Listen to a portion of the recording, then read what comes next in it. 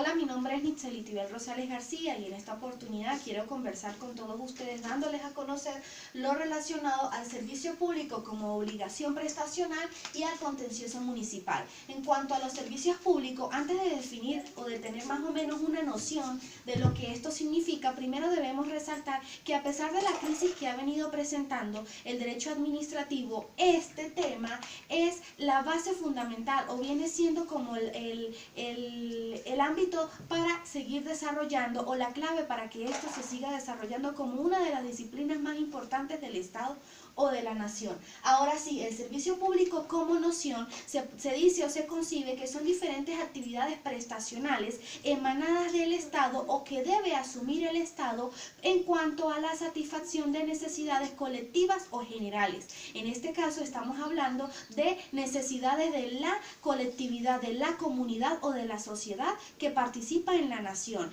Esto se presenta mediante el cumplimiento de una obligación constitucional o legal, es decir, que estas actividades prestacionales deben estar conformes a las obligaciones que le impone la Constitución y las demás leyes. En cuanto a esta definición, vamos a tratar de dividirla en 4 puntos para poderla entender con mayor precisión. En primer lugar, hablamos de que el servicio público se presenta como una actividad. Actividad se concibe como un grupo de operaciones, un grupo de tareas que están destinadas o encaminadas a desarrollar, a satisfacer diversas necesidades bajo un sujeto de derecho. En este caso, el sujeto de derecho es el Estado, que está encaminada a favor de hacer o de desarrollar algo en favor de otra persona. Aquí hablamos entonces de actividad prestacional como servicio público que emite el Estado en favor de los demás ciudadanos. El segundo punto, la segunda categoría, viene siendo que la actividad prestacional que se desarrolla como obligación del Estado, es decir, que aquí no es un derecho que el Estado tiene,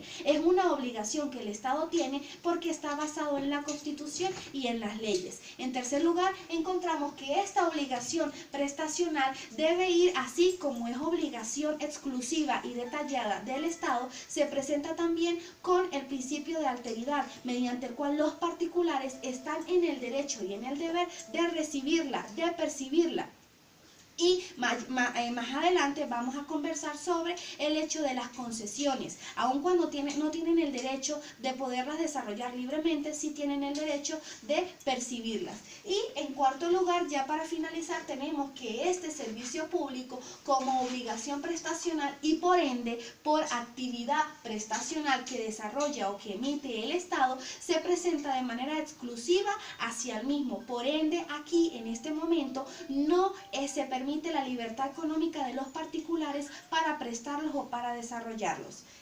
Asimismo, podemos mencionar las categorías de este servicio público. El servicio público como actividad prestacional o como obligación prestacional atribuida por la Constitución y las leyes se presentan en 3 categorías. La primera categoría es el servicio público reservado al Estado. En este caso estamos hablando de aquellas actividades que son exclusivas al Estado y por ende los particulares no tienen ni forma alguna de poder prestarlos, tal como lo establece el artículo 302 de la Constitución de la República Bolivariana de Venezuela, mediante el cual se dice que el Estado tiene la potestad, la facultad y el derecho o la atribución de reservarse, ya sea por la Constitución, por una ley orgánica o a conveniencia nacional, explotaciones, industrias, servicios y bienes de interés público. Seguidamente encontramos la segunda categoría, que es la categoría de servicios públicos atribuida exclusivamente y obligatoriamente al Estado. Aquí estamos hablando entonces de todas aquellas actividades o todos aquellos servicios públicos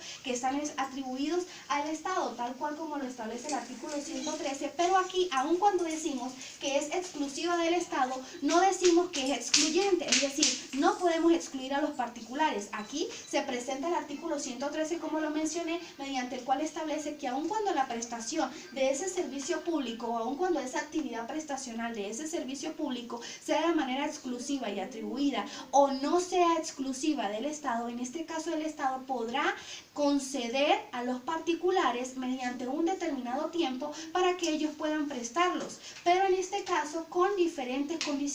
En este caso vendría siendo mediante la existencia de contraprestaciones o contrapartidas adecuadas al interés público nacional. Y en tercer lugar encontramos la tercera categoría, valga la redundancia, mediante el cual el servicio público se presenta como una actividad prestacional impuesta al Estado. Es decir, que aquí estamos hablando de que el Estado, quiera o no quiera, debe ejercer esta actividad, y quiera o no quiera también, de acuerdo al 103 y al 302, puede reservarse pero nunca puede excluir. Aquí hablamos de limitación de la actividad económica del particular, pero no hablamos de lo que es la limitación del desarrollo del mismo. Sí se limita, pero sí puede ejercerlo libremente, pero con limitación, más no en cuanto a la libertad económica del mismo. Ahora bien, vamos a hablar de la constitucionalización de estos servicios públicos. Es importante mencionar aquí que no todo servicio público emprendido por cualquier ente público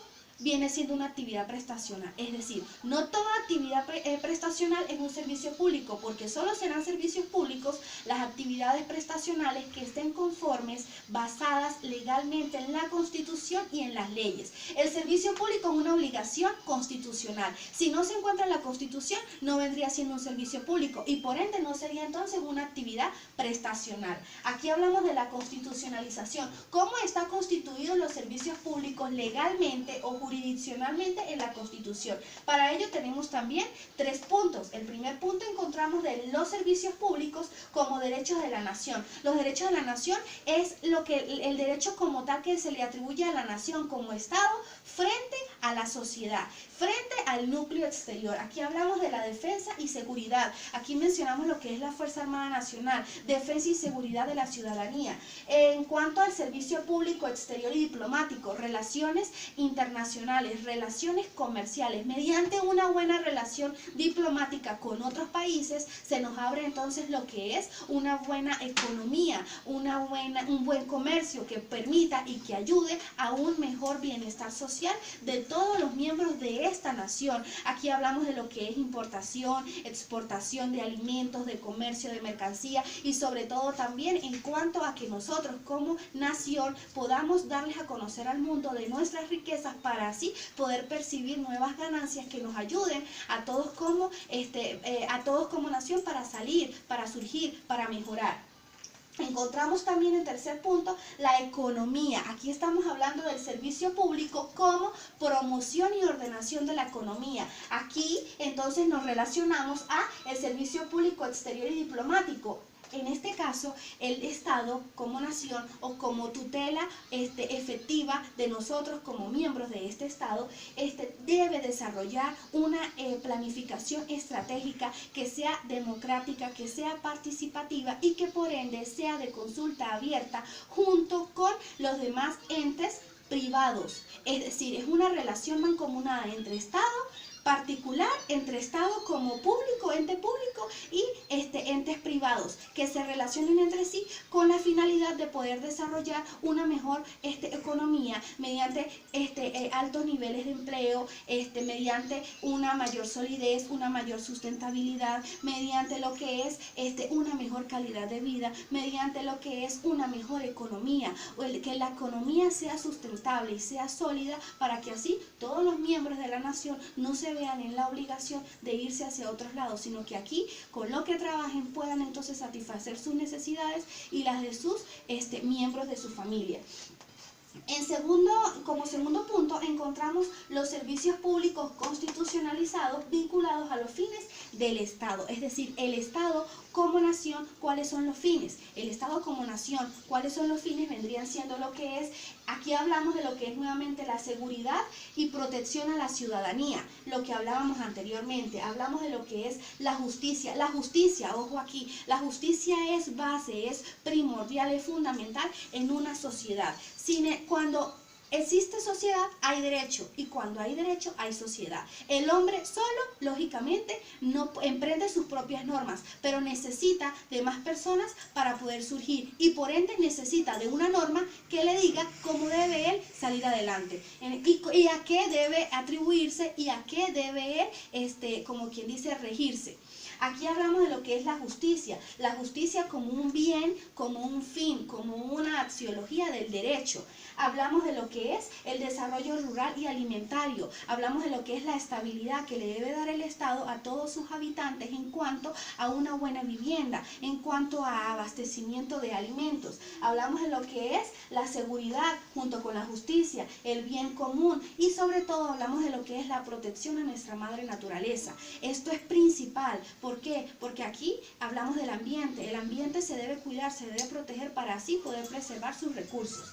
Y en tercer punto hablamos de los servicios públicos constitucionalizados, pero en base a las necesidades sociales. Aquí hablamos de asistencia y protección social, educación, hablamos de lo que es vivienda, empleo, desarrollo de actividades deportivas, culturales, recreativas, hablamos de lo que es la comunicación, las telecomunicaciones, hablamos de lo que es el internet, las nuevas tecnologías, implementación de nuevas tecnologías para avance como tal, hablamos de lo que es los derechos y las libertades, el desarrollo de los derechos y las libertades individuales, hablamos de lo que es la vialidad, el transporte, hablamos de lo que es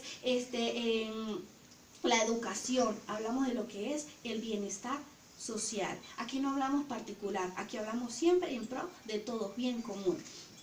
Una vez estudiado esto, procedemos entonces a mencionar el contencioso municipal. ¿Por qué es importante el servicio público? Porque el servicio público lo ejerce el Estado mediante sus órganos, mediante sus subórganos o sus subcompetencias. El servicio público lo ejerce el Estado también mediante la parte del municipio. Aquí hablamos de lo que es el contencioso municipal y para ello debemos mencionar su definición. La Constitución en su artículo 168 establece que el municipio se desarrolla, se constituye o se presenta como una unidad primaria política de la organización nacional y por ende posee personalidad jurídica y además posee autonomía. Esta autonomía se ve limitada bajo la Constitución, siempre bajo la Constitución, el principio de legalidad. En cuanto al contencioso municipal, encontramos que la Constitución en su artículo 168 nos reza que los municipios se presentan como unidades políticas primarias de la organización